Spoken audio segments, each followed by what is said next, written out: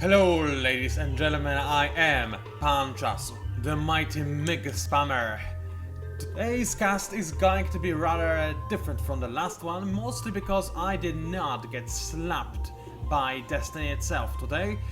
Partially because I took Destiny's friend Death hostage and I'm threatening to kill her. Because A, Death is a woman, that's, obvious, and B, because I'm cool like that, I can kidnap Eve and threaten to kill her. Anyway, I just noticed that my galaxy actually has a really cool ambience finger that I did not notice before, and that's this one over here.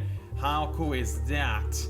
I only wish it was slightly more to the left so we could see it more often, but I still appreciate it a lot, don't get me wrong. So, in this cast, I have no idea how you liked my previous cast, okay? It's not even uploaded yet. Actually, it is uploaded, it's just not published just yet. I'm about to publish it. So, I don't know whenever you liked it or not. But I do feel like I need to explain a bunch of things a little bit better to you, and while I do like the idea of making those crazy casts every once in a while, especially when I feel like it, I also feel like I also need to follow them up with casts that actually explain what on earth am I doing. So let's do just that. I do have a fleet over here. Now, in my previous cast, we did discover that there are indeed pirates for whatever reason closing in on Octans. I have no idea how they spawned over here, since I was always guarding the system and I always had a steady lookout on over the system. But apparently pirates are coming. Now this is a problem because they will be able to wipe out this entire fleet without any problems at all. So I really just have to retreat this fleet to just not take any unnecessary risks or chances. The problem with that is now it will take me ages to go to Phaeton and then go back to Takeaway and actually take it. That's what I hate about the situation and the pirates spawning over here, but I cannot risk it. Now my secondary fleet, being both invasion fleet and an additional actually backup fleet for my invasion fleet, is being assembled, and as soon as those two tectonics actually reach the destination, I'll send this fleet to actually wreak some havoc. Because I still want to kill people, that didn't change at all. Actually, I might wait for a few more tectonics. I mean, this guy obviously does want to go over there, so I'll wait until those two tectonics arrive as well. I believe it is a relatively decent idea, is it not? Alright, so far select me more. For whatever reason, I'm not gonna complain at all. Time needs to be taken. I mean, it's just common sense. This system should belong to me, and I do not take no for an answer when it comes to systems belonging to me. What are you, however, doing here? No, seriously, what is he doing here? I have no idea. I told him to go over there. Did he actually try to go? Oh wow, he does want to go. He wants to go the log route. Alright. Dude, I don't know if you know this, but there are probably pirates over here. So, well, why not scout them?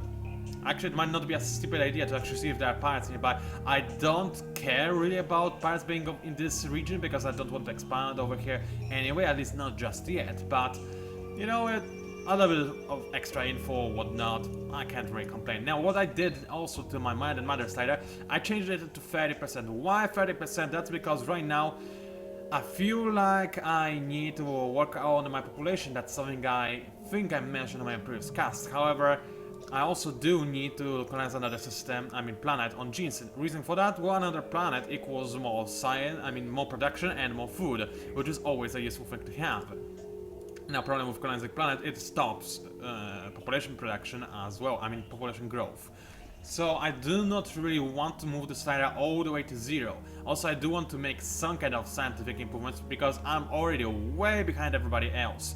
Mostly because AI on Endless tends to cheat, but that's exactly what I signed up for. I don't know about you, but I did. And yeah, this technique also is going to lower the population growth, but yet again, that's something I'm actually okay with for the time being. I do want to change the slider to 0 or 100% as soon as possible, but right now I'm kinda in the middle of the road. I don't want to just forcibly create even more ships on other of my systems just because I'm colonizing an Arctic, especially since making any ships anywhere will take me 3 turns and colonizing this Arctic will take only 2 turns. However, at the same time, I don't want to, go to 0 to transfer all my food into. Oh, let me try and say this again because I felt horrible. I don't want to change. I can't pick! Come on, alright, let's avoid this topic. I don't want to place this slider at 0 for reasons that I may or may not have explained to you already. Whew.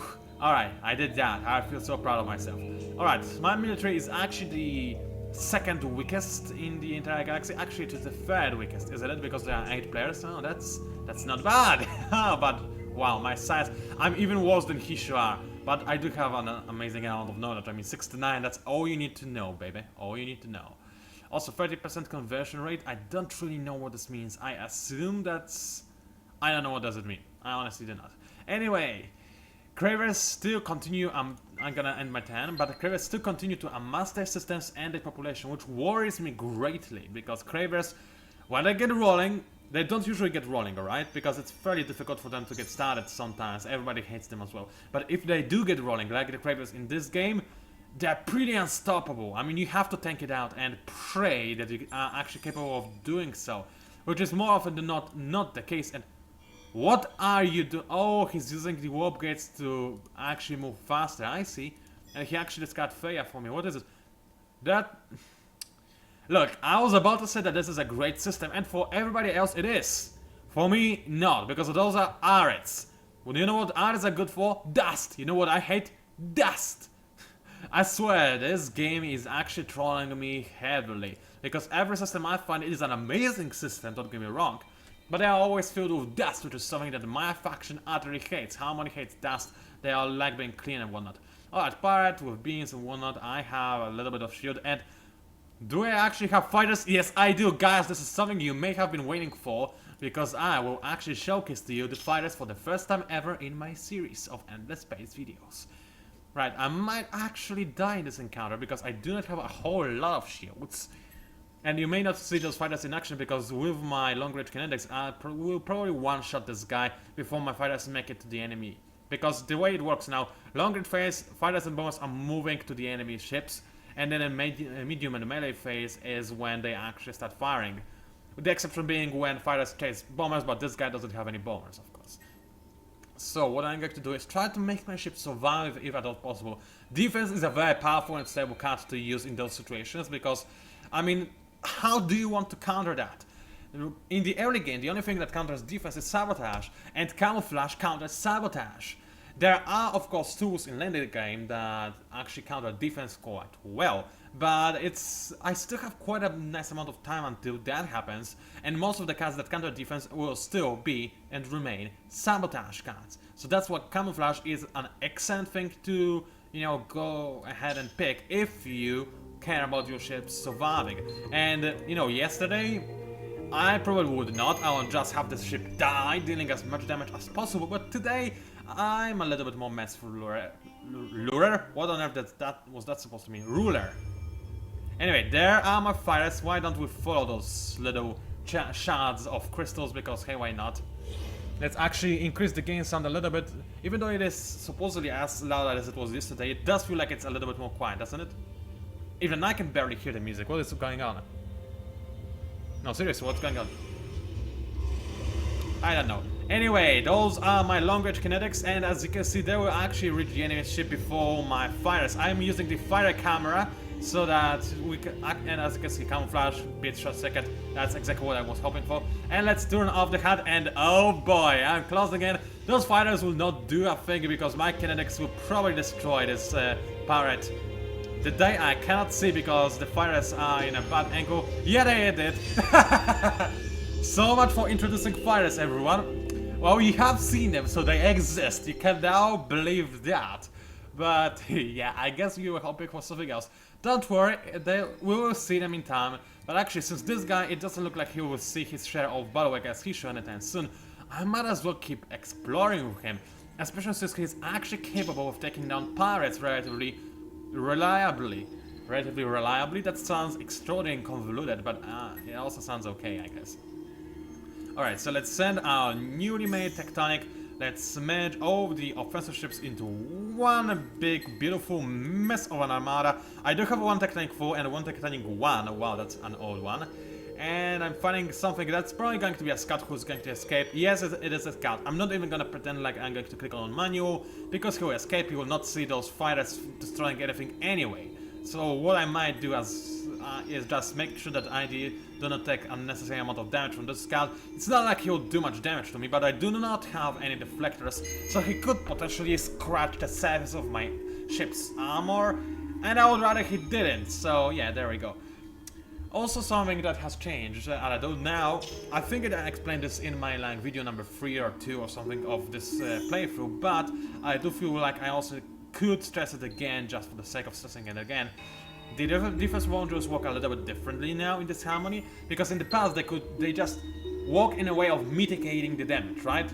For example, they would block, let's say, 12 damage out of the damage that they absorb. I mean, let's say that the enemy attacks you with 20 damage kinetics and you have 12 resistance deflectors, you will reflect 12 damage. Now it's more, it's not like a set number, it's more of a percentage. I would have to show you the formula. Yet again, that's something I do remember talking about, and it's difficult to explain a formula by just verbally explaining it, because, you know, formulas tend to be nasty like this.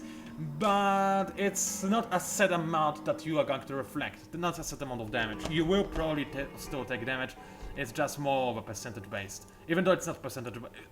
You know, I'm not gonna pretend like I'm going to try and explain it anymore. Okay? Okay. This video is already way worse than the yesterday's. I mean, I'm trying to explain things better, and I hope that I'm doing reasonably well doing so, but still I kind of feel bad. Also, you know what? I'm gonna get arid epigenetics. I mean, I'm already plagued by dust, and I'm running out of space to colonize. I don't want to colonize another system, because then again, it will be another system to add to my disharmony penalty. The more disharmony penalty I have, the worse. So I'd rather colonize planets on my already colonized systems that provide me with excess amount of dust, which I don't want, then colonize a whole new system which will not only have those planets that give me excess amount of dust, which I don't want, but also give me additional penalties for actually colonizing them. That's not something I really dream to achieve. No, it isn't. Alright, what kind of tech do I want afterwards? I do need to make sure that I actually have more population, because so far the enemy is really far ahead of me in this stem, so I need to do something to actually turn this around. Thing is, how is it called? Is it the promising training technology tree, where you will find most of the food improvements. It looks really weird for Harmony faction, and because of this you kind of have to go in a steady fashion, whereas usually I'll just avoid non-scale thermodynamics altogether. It is a good improvement, don't get me wrong, but I'd much rather skip to something even better or whatnot. And yeah, those are those little changes. For example, I could go for something like, I don't know. It's just a little bit weird, and you have to make good use of it, otherwise you may suffer greatly. But at this point in time, I'm actually not sure what kind of next tech do I want to have. I do want to show the bombers to you, especially since they are so very useful. But I do feel like I need to make sure that I have a little bit more population, and I'm not sure how to achieve this. I mean, you know what Planetary Institute is? Hey, oh, I pressed caps lock instead of... Okay, for my lose, it does happen. Instead of shift, which you're supposed to hit, usually. Alright, there we go, that's much better. Because Planetary Institute is just straight out awesome. It is better for big empires instead of tall empires, but it's still going to provide me with a decent amount of bonus to everything, including dust, which is a problem, but I more care about the fact that I'll have better industry, food, and science, because it is indeed something that you need to take care of. And what is wrong with my English today? Come on, why is it so incredibly horribly bad? I have no idea. Anyway, more food, yes please. In fact, that's exactly what I'm going to install on all my... except this one, it doesn't need any more food. Yeah, it doesn't need any more food, so why am I converting industry to food when I can convert it into science? You just said, you will need some food when I'm about to colonize gas giants. Right now, I'm not about to do so, so I will keep converting industry to food for the time being. Oh, actually, I'm just gonna go straight into science. Now, this is the prototype. This is the exact system I was talking about. Lots of deserts. I will need to colonize them at some point, but at this point in time, I still have plenty of room on my tiny terrain, which makes me rather happy. And what is else left? Amnesia. Alright, I still have an Arctic and Tundra to colonize if I choose to do so. I may very well do it, but just not yet right now. I want to focus on growing as large population as I possibly can, and I'll achieve so by moving the slider to the left. Actually, should I? Well, I could gain early access to genetics, but do I care about them? No. So actually, let's see. Well, it doesn't matter if I go over the top value, because this food will stack up, so even if I grow too much, as weird as it sounds, then it's still okay, because I'll just save up for the next growth. So it's all good and dandy. Alright, do I have a fleet that is capable of conquering Mordor and all of its belongings? Not just yet. I mean, I would probably be able to take out Hisho, but there are parties on Octans now, and I'm a little bit more worried of them. I don't really know how big the fleet is, but regardless, their fleet is probably going to be relatively scary, which is something that I'm not a big fan of. Also, you know what else I'm not a big fan of? I didn't bring myself any juice or any ginseng. I do have some water, so that's something, and that's something that I'm going to drink. I had epigenetics mine. How if I am converting all my science into... Oh, I guess that's because I'm also converting some industry into science, and it does bypass the mind and matter slider. That actually provides you a room for a lot of interesting possibilities, does it not? I mean, you can gain 100% to food growth, but you can also gain a lot of science from the systems that are already maxed out or close to being maxed out. That's an interesting late game tactic, because right now it doesn't matter. Alright, Horatio, feel like there is going to be trouble. Well, there is, dear says. Also, Xenius is colonized by them. I probably shouldn't care, because now they're spamming the expense of making colonization ships. I will be able to take those systems from Horatio, since I already do want to go into war with them because I'm evil like this. And yeah, why not just let them provide me with a ton of excessive improvements on those systems? I'm fine with that, I really am. Alright, let's finish moving my ships around. Now I have a really nice amount of them. Omicron fleet! You know what, that reminds me of this game that Jesse Kark is playing right now. Alright, should I wait for this single ship? You know what, I probably should, but also I'm way too... I'm sorry, really am not patient enough. Oh, actually I cannot move this turn. Alright then, don't move at all, and if that's the case, you can just stand here and do nothing. You just wait, because hey, why not? And that's going to be yet another 10, that not much is going to happen. Alright, I'm fine with that. Let's end it yet again and see what the future holds.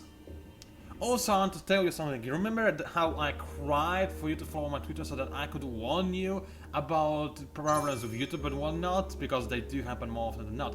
I think this will actually not be the case anytime soon, because I just discovered something which might seem like a lame thing to discover so late, after many years of uploading videos to YouTube, but you know how there are those preferred codecs and whatnot that YouTube supports more than others?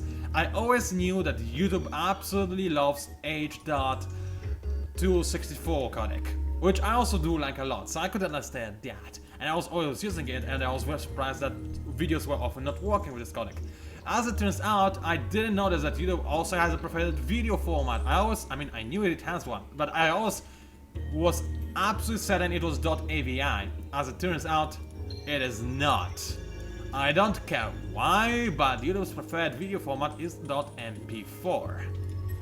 It is a very popular format, right? So yeah, there's that. I actually don't need a forced retreat, because yeah, it doesn't matter, and I would rather not have the enemy block me. So let's go for single normal retreat. The reason why I don't go for offensive one is because I have only long range kinetics, they wouldn't fire anyway, and those parts annihilated my ships. That's okay, I discovered some systems that, and I'll know if somebody comes near, for example Kratos or whatnot. Anyway, honestly, I don't really know why YouTube hates .avn so much and loves .mp4 so much, because when I'm comparing my videos encoded in both ways, in the older settings being more or less identical except for the fact that one is AVI and one is an MP4, I can't help but notice that the difference in video size, the file size of a video, is only marginal, right? But the difference in quality is by all means noticeable.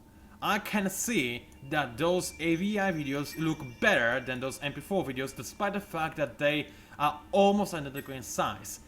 Why then does YouTube like MP4 more? I don't know, I would like it if somebody explained this to me. I actually would. Anyway, let's send my ships and fleets and whatnots in the direction of Octans. Surprisingly enough, the ship that just arrived at Phaeton also had full movement, which surprised me greatly, but hey, we'll go with it. And I'm ready to conquer some Hishu, which hopefully will happen relatively soon, because those last few turns were not the most exciting ones, now were they? Alright, I'm starting to kinda-ish stagnate on some of my systems. That's about time. That's a good time to actually go ahead and change the slider in a fairly big way. And by that, I mean I probably ain't going to put it, let's see... Yeah, I don't want to wait too long before the population grow on probably an amnesia and the gene scene, so I will go for 70% conversion. Now, I'll still gain a decent amount of food production on those systems that are in fact producing food, but all other systems, those whole two of them that are other systems, will also provide me with a really nice amount of science, which I do need. I need to keep up with my enemies, and wow, look at how much time now I need to get those upgrades that previously took like 24 turns instead of 4. That is incredible, and that action encourages me to go for wave function control. I do want to have access to... Actually, do I want to have access to optics research labs?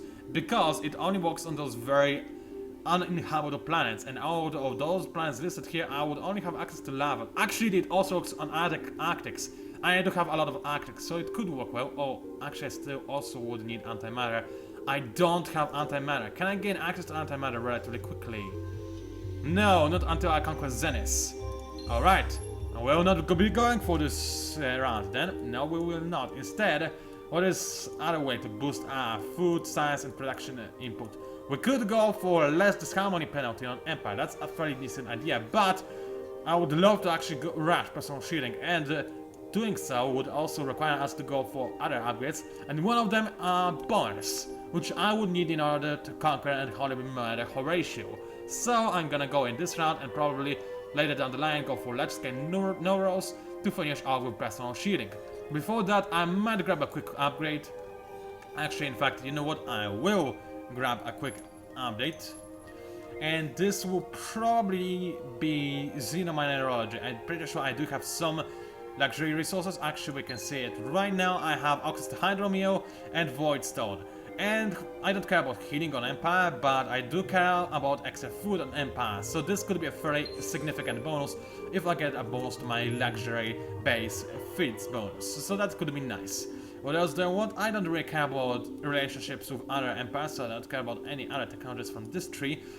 Improved fleet management could be useful though, as would the Sea's old satellites. So I'm gonna go for that one, and then, only then, I'm gonna actually go for bonus. That's a lot of things that could up, but I believe it is a good idea. Alrighty then, let us end this turn, because I feel like ending it. Yeah, I'm awesome like this. Actually, I'm not. It feels like this video compared to the last one is way worse, even though technically speaking, I probably explained more things to you, and it is possible that it was more easy for you to understand what I'm saying, because I'm speaking in a slightly slower fashion, and I'm not being as crazy as I was before, but still, you know. And even more pirates over here. Wow, I did see even more pirates on their way to Octas, or maybe to Phaeton. Where it is like, come on pirates, you just spawn out of nowhere. And that's a pretty big fleet as well, which makes me rather annoyed. Now, what I also realized is that I didn't leave anybody behind at Phaeton, which means that the pirates are now can legitimately spawn on the system. That's a problem, because they will spawn and they will invade Prototype later down the line. I know how they do, and I know they are evil like this. Also now they actually have invasion modules, so they will be able to successfully launch an assault on Prototype, which I'm not too happy about. But my other hope is that after wiping out the Hishu fleet, which should be fairly small, I'll be able to turn back around and clear this area of any pirates that are still lingering. Alright, Sophons want open borders in return for containment fields. Colors, barring gems and minerals, that's not the best technology. I mean, it will take me only like how many tests to actually get it. It will take me 2 tests to get this technology. As I said, not the best tech, not something I care about a very big amount. And usually I would not risk open borders. Why? Because then someone would start colonizing on all the systems that are rightfully mine and whatnot. But I do not see Sophons anywhere. At all, I don't see them anywhere, so I can just accept this deal and then later down the line cancel it if I feel like they're close enough and they may want to expand to my, you know, area of control. So I will accept it, and now I have identified a bunch of luxury resources, which is nice. I will be able to start using them. It's not like I have access to any of them, but you know, it's a nice feeling that I actually am capable of using them. Now, I have gained access to Simic, which I'm probably never ever going to use. Why? It does have a bonus tonnage towards those point defense modules, which allow you to actually be, which allow you to destroy the enemy fighters and bombers. Think about AI though, it doesn't lack fighters and bombers, not until the late game that is, so I highly doubt I'll have any use of this point defense anytime soon, so I'd rather actually not go for it. Thank you very much. And anything else that I could go do with Simic? Well, it's just kind of the same as, Tectonic, except it costs 4 times as much industry, and only provides you double the tonnage. And there are little advantages aside from the health advantage, and also aside from the... what was the other advantage? I don't remember. But Tectonic also allows you to inflict more bombers and fighters and for way less tonnage, so there's really no reason for me to go for Simic class at all, unless later down the line I want to create a fleet that has some ships that shoot it against enemy bombers, which will probably be the case at some point, but it's not the case right now. Alright, G-Sync finished doing something. I guess it was a food improvement, that's nice. Now I wanted to have some more science, because this will be useful. Those pirates are still there, still blockading my system, preventing it from making too much science. I could care less, as I said, I'm not in a hurry to clear out those pirates. There are more important things to do, like for example have more population and whatnot. Also, hold on a second, Mrs. Fun Now Lad was not supposed to lose population, and I did not see this arrow going down at any point. Apparently it did lose population though, so now I need to make up for it. Which is very annoying because I like my 70% science increase, and now I just lost population for nothing basically. Which is very annoying. I swear it did say the arrow was pointing down, but it said 0 10, so I assume that it will never actually decrease. Apparently it did. Alright then, let's finish the 10, and man, it's almost 30-minute long video. And not much has happened. Look at how different this video is from the previous one. But don't worry, because we have in fact made some progress. Starius is in fact, actually, I just realized, ready for expansion. I might as well colonize this large baron, because already there, the small baron, because it will give me some transvine. Well now, what does it give me? Because I don't remember. More ship experience, that's very nice. And come on, stay here.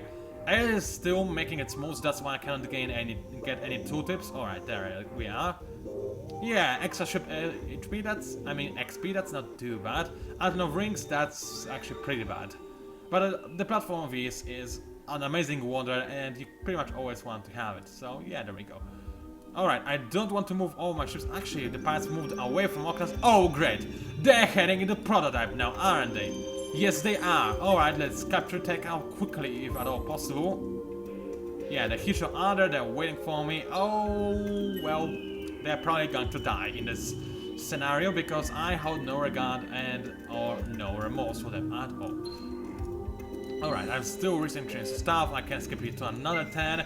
Come on game, throw me a bone. Give me like plus 1,000 to awesomeness so that I can make a gigantic feat out of nowhere.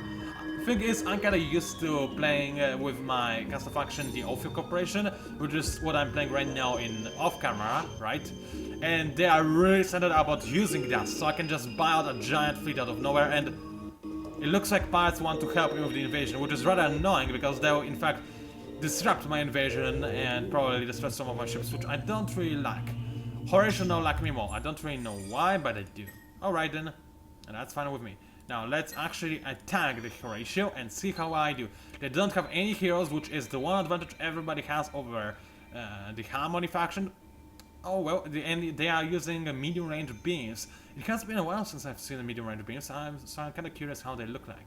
They're also using shields, and they actually have focus around shields, which is a little bit of a bummer because I'm also abusing... Actually, I'm not abusing kinetics, so that's okay. I forgot that that's indeed the case. And they have some siege modules. That's surprising. Oh! They have fighters? Wow, that's the first time ever in this Harmony that I have seen the enemy actually, using fighters in early game. That's so surprising, you have no idea. Alright, let's use the protective formation. Why? Because protective formation makes sure that the ships with the most invasion military power will be the last ones targeted by the enemy. And guess which ships of mine have the most invasion? Those are actually, I don't have any ships with invasion because I set my fighters to actually be battle only, so they don't have any invasion. Never mind then, I will just go for the default formation in this case, I think. Or I could go for... I will go for veteran formation. Why? Because then the enemy will target tectonics, this technic 1.0 first, which I don't care about at all, to be completely honest with you. Alright, what kind of card do I want to use? That's a fairly good question. I'm using a long range kinetics, so I could go for short circuit. I could also go for weapon overclock. Weapon overclock would actually be really nice, because it would increase my kinetics efficiency by a ton. But yet again, camouflage, it feels like it's the most stable thing of all. You know what, I'm gonna start with weapon overclock because I am using long range kinetics, which are going to deal a ton of damage in long range, and then I'll just focus on surviving to see the rest of the battle. That said, the enemy is probably going to die in my first salvo again. But you know, we may see some firefights, so this might be cool like that. We'll see how it goes. And after this battle, I'll most assuredly end this video, because it doesn't look like, you know, much is going to happen. Alright, I do want to have a quick look at the enemy fighters, and I know that you can switch between them. Alright, those are Hisho fighters. I have actually never seen the Hisho fighters. They look kinda cool, I'm gonna be honest. Yeah, they look really cool, and they are more in position, ready to assault my units, ready to wreak some havoc, but my fighters are not by any means worse, and they are willing. Oh, this actually looks pretty also an epic. And now the camera is going a little bit weird, so it looks a little bit weird, and wow, I had some explosions and something's happened. Alright, let's return to default camera and see that all of the enemy ships have been actually destroyed, and that my fighters, see that the enemy fighters are actually gone. I have no idea what happened during this battle. This was not the best showcase of fighters though. That's because they very were able to do anything, and I picked the wrong camera. Usually the following camera is good when you use it from time to time. So for example, when you know that your fighter or bomber has locked in on an enemy, if they are in a dogfight and there's a lot of movement happening, then you're not gonna witness the best battle ever. Let me just tell you that. Until very late in the game at least, when those dogfights will give you a great view of giant ships blowing everywhere. And by this point it's very much so enjoyable. In every game though, it's not necessarily the case. Anyway, I'm gonna end the 10, and as soon as it does end, I'll see my outro. In fact, I'll see my outro right now. It was PANCZASU, the mighty mix spammer. If you somehow managed to enjoy this pretty bad video, then please like it, maybe even subscribe to my channel if you wish to see more. Also, please do... let's see one more battle, but I do want to finish my outro so that I don't have to do it again later down the line. Anyway, please do leave a comment. I like reading them a lot and they help me out a lot. And that's about it. Let's go for guillotine and let's see what those pirates actually have going for them. Medium range beams, the most powerful weapons I can imagine in my honest opinion. It's good that they do have shields, it's bad that they are so bad. I mean, my shields are hardly top of the line. The enemy is not using any fighters, bombers or troops or anything of the sort. So well, I guess we'll see how well I can do. I will go with the veteran formation yet again. I want to soak up the damage with my weakest tectonic. And what I'm going to start with is probably going to be camouflage. I do want to preserve my ships for as long as possible. I might change my setup. Actually, you know what? The enemy might go for sabotage, which is going to lower the accuracy of my weapons. But magnetic field is also a fairly stable card. Actually, it's not, because short circuit does counter it, and the pirates love... No way, I wanted to go for weapon overclock, never mind. What counters weapon overclock? Weapon disruption, which the enemy is probably not going to use, and magnetic field, which the enemy is definitely not going to use, because they don't have any deflectors. So, let's start with weapon overclock and then switch to camouflage and see how well I do. I do have to warn you though, I would probably not do all that well. Actually, you know, I am going to split my fire. Why? I explain this right now. I do have a lot of firepower on my ships, and they will probably be able to take out the enemy ships in just a single hit. So I want to spread my fire so that every enemy ship is hit and the weakest ones are killed immediately, and the bigger ones are hopefully killed, and even if they're not, they still will suffer an intense amount of damage. Alright, the enemy went for short circuit as I kinda expected him to. And the awesome battle music is now in progress. We can see a ton of projectiles and fighters making the way towards the pirate ships. I'm already suffering some casualties, but it could be worse, it definitely could be. Now, I don't know if the enemy is going to continue with short circuit. My assumption is that he will go for short circuit again, but we'll see how it goes. As you can see, my long-range cannons were actually able to totally obliterate the enemy ships, leaving only one standing, and the enemy actually went for barrier, which means that it was nice I went for camouflage. But yet again, we were not really able to see much. Actually, had I changed my camera, maybe I would have been able to see some more action on those fighters, but right now I was unable to do so. Well, maybe I will be. Come on, fighters, make ready for another round and fire! Fire at will! I see a lot of projectiles everywhere, but the camera, as I said, the camera in endless space is infamous for being a little bit wonky, so until later battles when there's actually no way for camera to miss any action, you're not going to see the most impressive stuff ever. That said, when this happens, you're gonna witness amazing battles. Until then, I hope you enjoyed my videos and I'll see you online.